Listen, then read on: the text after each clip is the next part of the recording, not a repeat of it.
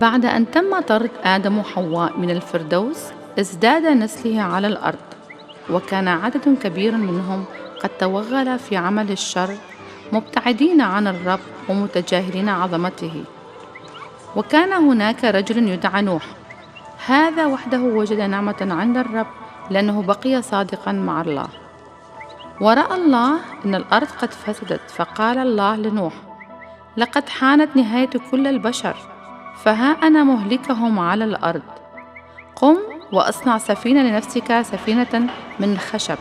فقام نوح ببناء السفينة، وفعل كما أمره الرب، ودخل السفينة هو وأولاده ونساءهم، وأدخل معه 2 من جميع أنواع الحيوانات، ذكرا وأنثى من كل نوع.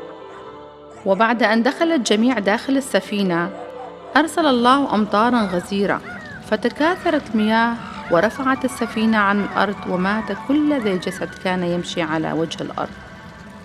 وعندما توقفت الأمطار، كانت المياه قد أغرقت وهلكت كل شيء، ما عدا الذين كانوا في داخل السفينة لم يمسهم الأذى. نوح وأبناء بيته كانوا سعيدين. وفي إحدى الأيام أرسل نوح حمامة ليرى فيما إذا كانت قادرة أن ترى وجه الأرض، فطارت الحمامة، ولما لم ترى أرضا عادت. وبعد أسبوع أرسل نوح الحمامة ثانية، فعادت الحمامة عند المساء وفي فمها ورقة زيتون خضراء، ففرح نوح وقال: الحمامة قد رأت أرضا.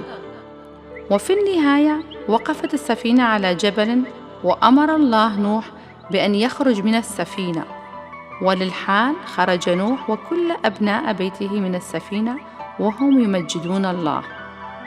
وهكذا بعد الطوفان وضع الله قوس قزح جميلة في السماء، لتكون علامة ميثاق بينه وبين الأرض، فلا يكون طوفان آخر على الأرض.